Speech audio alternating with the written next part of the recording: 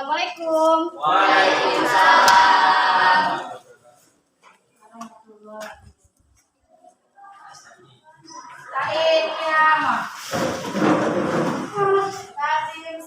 Assalamualaikum warahmatullahi wabarakatuh. Waalaikumsalam warahmatullahi wabarakatuh.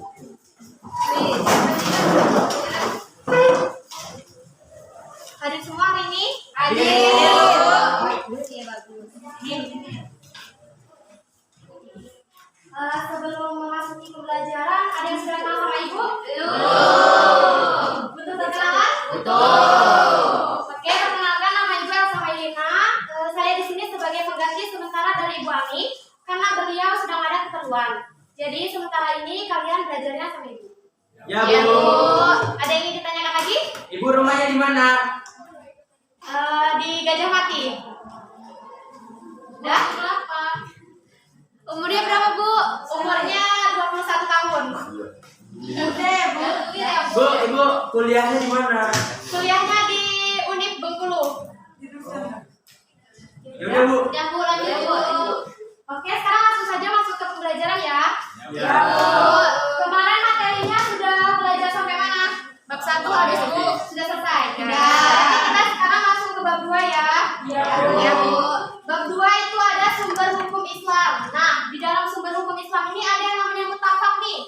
Nah, mutafak itu secara garis pengertian pendeknya adalah disepakati. Nah, secara jauhnya adalah sebuah bentuk dari sumber hukum dari agama Islam yang akan dilakukan penyepakatan oleh seluruh elemen yang berasal dari agama Islam.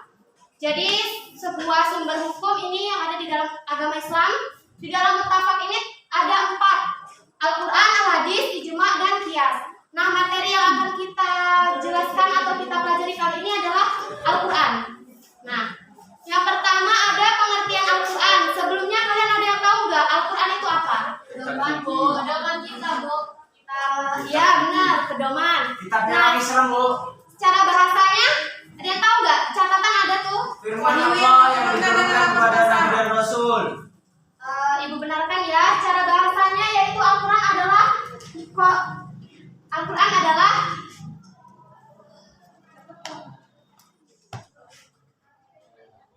Qira'a yaqra'u Qur'ana, yang artinya bacaan atau yang dibaca. Sedangkan menurut istilah ini, Al-Quran ini ada beberapa ulama usul fikih yang menyampaikan beberapa definisi. Definisi pertama itu dari Sofi Hasan Abu Thalib. Di catatan ada? Sedia? Nah, di situ Al-Quran adalah wahyu yang diturunkan dengan lafaz bahasa Arab dan maknanya dari Allah Subhanahu wa taala. Wahyu yang diturunkan kepada Nabi Muhammad SAW dan merupakan sumber utama bagi syariat. Itu menurut Sofi Hasan Abu Thalib. Yang kedua nih ada menurut Zakaria Al-Biri. Zakaria Al-Biri ini mengatakan Alkitab atau yang disebut Al-Quran itu merupakan kalam Allah Subhanahu wa taala yang dimana itu berbentuk dengan bahasa Arab. Bentuk bahasa Arab diukil secara mutawatir dan tertulis di dalam lembaran-lembaran mushaf. Nah, di sini ada lagi nih menurut Al-Ghazali nih, Al-Quran itu merupakan firman Allah Subhanahu wa taala. Nah, dari ketiganya ini kita dapat simpulkan nih apa itu Al-Quran menurut istilah. Al-Quran menurut istilah adalah wahyu Allah Subhanahu wa taala yang diturunkan kepada Nabi Muhammad SAW dengan lafaz bahasa Arab. Dan penukilannya ini dilakukan secara mutawatir dari generasi ke generasi hingga saat ini. Dari sini ada yang ingin ditanyakan? Bu, apakah Al-Quran itu saat jadi mushaf, sebelum jadi mushaf itu bagaimana bentuk Al-Quran? Apakah langsung jadi mushaf? Nah, nih ada nih ya, penulis pertama Al-Quran itu ada yang tahu nggak siapa? Penulis pertama Al-Quran siapa? Nabi Muhammad. Salah. Penulis pertamanya itu Zaid bin Sabit. Sebelum beliau menulis Al-Quran di dalam, kan zaman dulu belum ada nih yang namanya kertas kan? Beliau menuliskannya di mana? Di pelepah pohon kurma, tulang belulang dan juga batu-batuan. Nah, jadi sebelum ditulis seperti sekarang ini, beliau tuh menulisnya di itu tadi. Kan ada lagi kan penyusunnya sebelum tersusun seperti rapi sekarang. penyusun pertamanya ada yang tahu? Salah. Yang benar adalah Ubay bin Ka'ab. Ubay bin Ka'ab. Ubay bin Ka'ab ini mendapatkan kepercayaan bahwa untuk menyusun Al-Quran ini karena beliau sudah cukup paham akan Al-Quran. Bagaimana cara pengumpulannya itu? Bisa jadi satu mushaf? Nah, Al-Quran ini dikumpulkannya itu tuh melalui 3 tahapan. Tidak melalui 1 tahap. Jadi tuh melalui 3 tahapan pada masa siapa saja. Pertama pada masa Nabi dan Rasul, kedua pada masa Abu Bakar As-Siddiq, dan ketiga pada masa Utsman bin Affan. Nah, Al-Quran ini juga nih tidak langsung turun begitu secara langsung gitu, tapi melalui berangsur-angsur. Berangsur-angsur atau bertahap-tahap. Nah, kenapa Al-Quran ini diituin secara berangsur-angsur, ada yang tahu?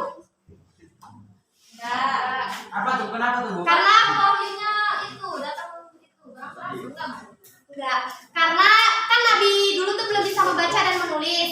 Jadi Allah ini menurunkan Al-Quran dengan berangsur-angsur tuh supaya beliau ini mudah menghafalnya gitu loh. Jadi diturunkan secara berangsur-angsur biar mudah menghafalnya. Dah, lanjut. Al-Quran ini diturunkan pada tanggal berapa, ada yang tahu? Tidak. Al-Quran diturunkan pada tanggal 17 Ramadan. Dia tahu.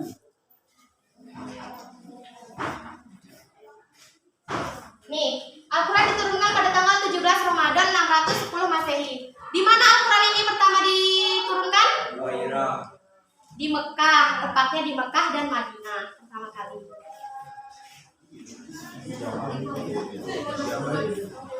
Nah, Al-Quran ini kan secara berangsur-angsur nih.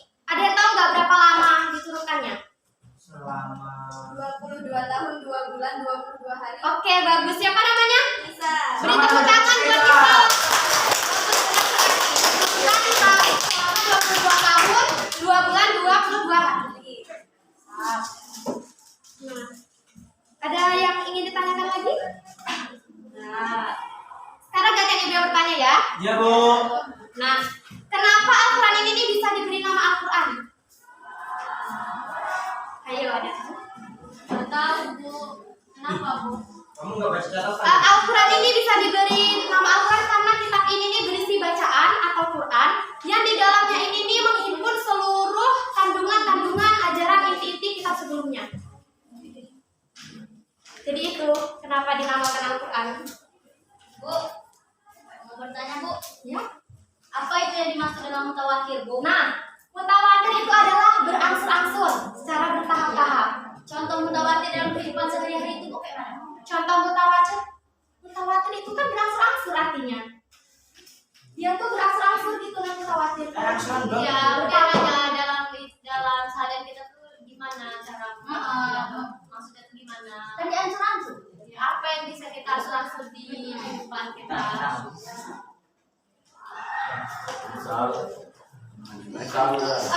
Secara berangsur-angsur itu adalah hutang. Jika kalian punya hutang gitu kan, dibayar berangsur-angsur gitu. Kan ini. Nah, kalau diukir secara mutawatir ini gimana sih? Nah, penjelasan lebih rincinya itu kan ketika Al-Quran ini diturunkan kepada para sahabat nih, sahabat ini nih langsung menghafalnya dan menyampaikan kepada orang banyak. Dengan demikian tidak mungkin mereka sepakat melakukan kebohongan. Nah, dari situlah kebenaran dan keabsahan Al-Quran ini tetap terjaga dan terpelihara sampai sekarang ini dan tidak akan pernah berubah. Bagaimana Dami? Ya, iya, Bu. Nah, mengapa kita ini harus mempelajari Al-Quran dan memahaminya? Dan tahu Karena Al-Quran adalah pedoman hidup. Ya, benar, sebagai pedoman juga. Juga ini Al-Quran ini akan memberikan kita syafaat di yaumil akhir nanti, akan membantu kita di yaumil akhir atau di hari akhir nanti. Siapa yang tidak ingin mendapatkan syafaat di hari akhir? Nggak ada, Bu. Semuanya pasti mau kan? Oh. Nah, makanya kalau kalian punya Al-Quran ini di rumah, jangan cuma dipajang aja nih, tapi dibaca, dibuka, bila perlu direnungkan. Direnungkan sambil dibaca. Direnungkan isinya gitu nah. Al-Quran ini juga nih bisa memberikan kita membawa kita ke surganya Allah loh. Wah. Kok bisa gitu? Kok bisa gitu? Karena Al-Quran ini merupakan wajib bagi umat muslim untuk membacanya. Di mana bisa kita melihat ini wajib, yaitu dalam Quran surah Al-Alaq ayat 1 yang berbunyi Iqra bismi rabbikal ladzi khalaq, yang artinya bacalah dengan menyebutkan nama Tuhanmu yang menciptakan. Maksud dari arti bacalah ini yaitu Al-Quran. Jadi kita sebagai umat muslim ini harus membaca Al-Quran karena wajib bagi kita. Dan kita membaca Al-Quran ini mendapatkan satu kebaikan. Rasulullah SAW ini bersabda, siapa yang membaca Al-Quran satu huruf saja, maka dia akan mendapatkan satu kebaikan. Sementara satu kebaikan ini dikali menjadi 10. Nah, coba kalau kalian sehari baca satu lembar Al-Quran saja, sudah berapa kebaikan yang kalian dapat? Banyak, Bu. Banyak kan? Makanya buat kalian nih yang di rumah yang jarang baca Al-Quran, baca Al-Quran, jangan dijadiin pajangan aja. Ya Bu, tapi orang banyak Bu jadikan. Ya mungkin dia emang belum terbuka mau buat baca Al-Quran.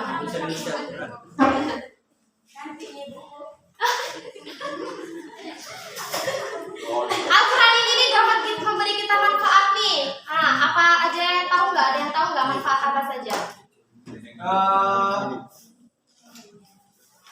Ya, siapa namanya? Nggak tahu. Nama kamu siapa? Ucup. Itu. Manfaat membaca Al-Quran nih bisa membuat hati kita tenang, batin kita tenang, pikiran kita tuh juga tenang. Coba nih kalau kalian lagi sedih, ada masalah misalkan kan, entah itu masalah apa, kan ibu nggak tahu masalah kalian kan. Coba nih kalian ambil air wudhu, kalian baca Al-Quran, kalian renungkan isinya. Pasti hati kalian tuh akan tenang, pikiran kalian tuh akan tenang. Gak percaya? Coba aja. Bisa dicoba itu, Bu? Ya bisa kalau kamu baca Al-Quran. Yang kedua, manfaatnya itu menambah rasa cinta kita terhadap Allah Subhanahu wa Ta'ala, Rasul, para nabi, serta malaikat-malaikat Allah. Jadi rasa cinta kita tuh terhadap mereka semakin besar gitu. Nah, ada yang tahu nggak tujuan Allah ini menurunkan Al-Quran kepada Nabi Muhammad itu untuk apa? Sebagai tuntunan hidup umat manusia. Ya, itu salah satunya sebagai petunjuk atau pedoman. Ada lagi yang lain? Yaitu tujuannya untuk kita imani, kita pelajari, kita baca, serta kita renungkan isinya. Dan kita jadikan petunjuk atau pedoman hidup kita. Kalau kita tidak punya petunjuk, maka hidup kita kan berantakan, iya nggak? Ya. Kita akan nggak tahu nih yang mana yang salah, yang mana yang benar. Jadi Allah menurunkan Al-Quran ini sebagai petunjuk kita, sebagai pedoman hidup kita, terutama umat Muslim. Nah, yang ada lagi yang ingin ditanyakan? Bu mau nanya Bu, Ya. kenapa Al-Quran itu diturunkan di urutan paling terakhir? Nah, Al-Quran ini diturunkan paling akhir karena apa? Karena setelah Nabi Muhammad SAW ini, Allah Subhanahu Wa Ta'ala tidak menurunkan Nabi lagi. Jadi, tidak akan ada kitab-kitab lainnya setelah Al-Quran. Nah, Al-Quran ini merupakan kitab penutup atau kitab akhir. Jadi tidak ada kitab-kitab lainnya lagi. Bu, apa itu? Ya, Apakah ada kaitannya Al-Quran dengan kitab-kitab yang terdahulu? kaitannya ini ada. Malah kalau Al-Quran ini kaitannya dari kitab terdahulu seperti yang Ibu bilang tadi. Kenapa dinamakan Al-Quran? Karena isi kandungannya ini mengandung inti-inti ajaran kitab-kitab sebelumnya. Jelas? Lah. Ada lagi yang ingin bertanya? Sudah kayaknya, Bu. Nah, kan kalian sering juga nih dengar Alkitab kan? Ada juga nih yang ngomong Al-Quran ini sebagai Alkitab. Kenapa Al-Quran ini sering ada juga yang nyebut Alkitab? Yaitu ini terdapat dalam Quran surah Al-Baqarah ayat 2 yang berbunyi Dzalikal kitabul la raiba fihi hudalil muttaqin. Yang artinya kitab atau Al-Quran ini tidak ada keraguan padanya, petunjuk bagi mereka yang bertakwa. Jadi kitab ini sudah ada tertulis di dalam Quran surah Al-Baqarah. Jadi para ulama sepakat tidak apa-apa untuk menyebutkan Al-Quran ini sebagai kitab. Oh, jadi. Karena sudah ada di dalam Quran surah Al-Baqarah ayat 2. Apakah ada nama lain dari Al-Quran itu? Ada. Nama lain Al-Quran yaitu adalah Alkitab yang artinya kitab, Ar-Rahman yang artinya Rahman, Al-Huda yang artinya petunjuk, dan Al-Furqan yang artinya pembeda. Itu nama lain dari Al-Quran.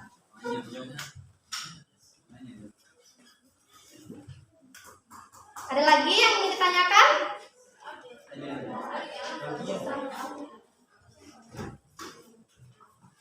Nah, kan kita udah menjelaskan Al-Quran nih.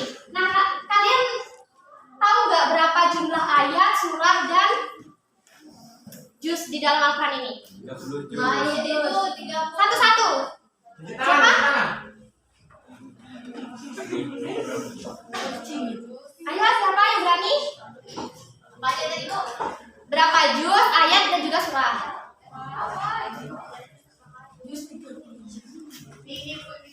Siapa Dewi lagi ya? Ya, 30 juz. Iya benar, kalau juznya 30 ya. Ya, 30 juz, 114 surah, dan 6.666 ayat. Nah, benar sekali apa yang dikatakan Dewi. Beri tepuk tangan untuk Dewi.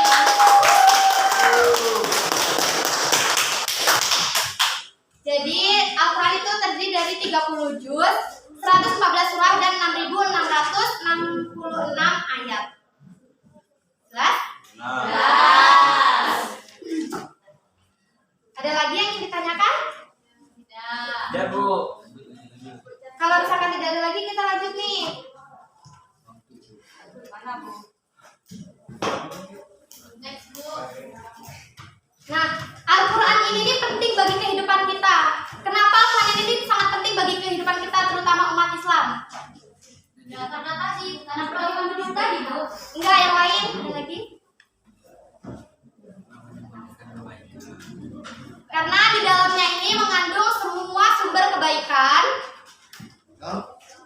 dan juga akan membawa kita ke jalan ke surganya Allah. Itu tadi yang kita bilang. Sudah? Bu, ya kan tadi Bu bilang katanya Al-Quran diambil dari ajaran kitab yang sebelumnya kan. Berarti isi kitab-kitab yang sebelumnya itu mirip-mirip dong? Iya, iya. Ada sebagian kitab-kitab yang mirip dari Al-Quran. Makanya Al-Quran ini dijadikan kitab terakhir atau kitab penutup. Itu mengandung inti-inti ajaran kitab-kitab sebelumnya. Nah, seperti yang Dewi tanya tadi, kenapa Al-Quran diturunkan di urutan paling akhir? Agar Al-Quran ini menjadi kitab penutup dan tidak akan ada lagi kitab-kitab lainnya setelah Al-Quran. Jelas? Jelas. Kalau sudah jelas, ada yang ingin ditanyakan lagi atau ada yang masih kurang jelas? Udah kayaknya Bu. Oke, kita masuk ke pembahasan yang kedua, yaitu pokok isi kandungan Al-Quran. Pokok isi kandungan Al-Quran ini ada 5 dicatatkan kan? Yaitu ada tauhid, ibadah, janji dan ancaman, jalan mencapai kebahagiaan dunia dan akhirat, serta riwayat dan cerita atau kisah umat terdahulu. Nah, tauhid ini apa sih? Ada yang tahu? Tauhid itu apa? Ya, yang paling paham ya? Itu Bu. Iya, 7. Tauhid itu adalah ajaran yang mengajarkan tentang kepercayaan di mana Allah Subhanahu wa taala itu sebagai Tuhan Ta'ala. Ya, Ibu benarkan lagi ya. Tauhid itu adalah mempercayai keesaan Allah Subhanahu wa taala, baik itu zat, sifat dan juga perbuatannya, dan menjadikannya ini satu. Jadi isi kandungan Al-Quran ini mengandung tauhid, yaitu ada mempercayai keesaan Allah Subhanahu wa taala ini. Nah, yang kedua ini ada ibadah. Apa sih ibadah itu di dalam pokok isi kandungan Al-Quran? Ibadah itu adalah memperhambakan diri kepada Allah Subhanahu wa taala, baik perbuatan kita yang buruk ataupun yang baik. Jadi di dalam Al-Quran ini mengandung ibadah, yaitu memperhambakan diri kepada Allah Subhanahu wa taala. Yang ketiga, mana Ibu tadi bilang menghambahkan diri dari perbuatan baik dengan buruk. Memperhambakan diri kepada Allah Subhanahu wa taala dari perbuatan baik dan buruk, kita bilang ya. Nah, kalau ibadah yang buruk itu gimana? Ibadahnya buruk, ya dia akan mendapatkan balasannya di akhirat kelak. Belum ngerti saya Bu. Memperhatikannya ibadah. Uang ikut ibadah itu apa? Oh ya maaf tadi ada salah. Ibadah ini memperhambakan diri kepada Allah Subhanahu wa taala dan senantiasa menjauhi larangannya dan selalu mengikuti segala perintahnya. Soalnya perbuatan ibadah itu apa? Seperti sholat, puasa, ibadah. Yang ketiga ada janji dan ancaman. Janji dan ancaman ini di dalam isi pokok kandungan Al-Quran itu apa? Yaitu firman Allah Subhanahu wa taala yang sudah menjadi ketentuannya.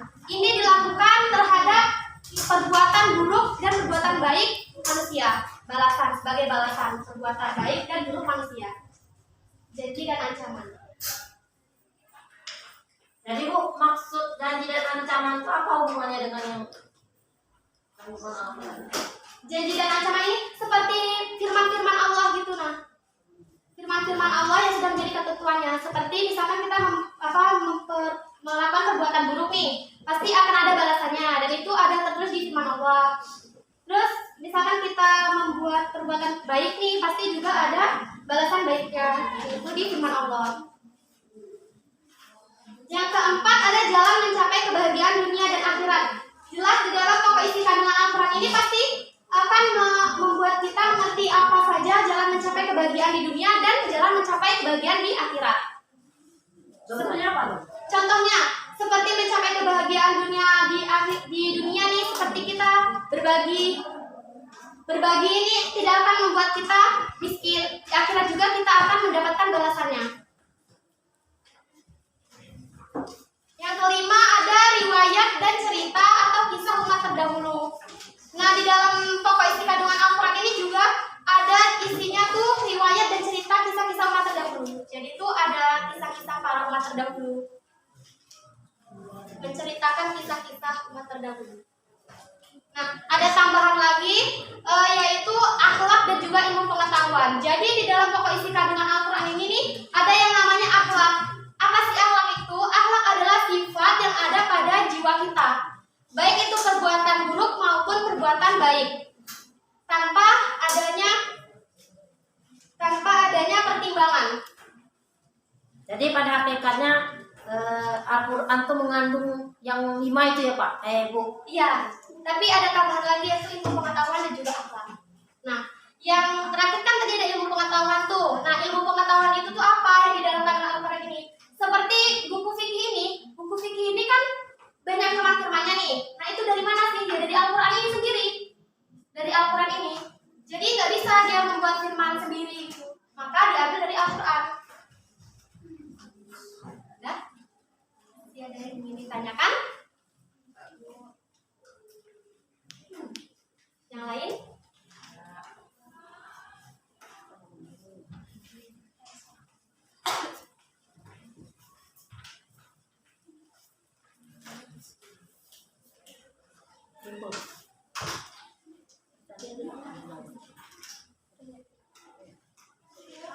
Jika ada yang kurang jelas bisa ditanyakan, atau jika ada yang masih belum mengerti. Jelas Bu. Kalau sudah jelas, kita tutup pembelajaran kali ini. Ya. Bu.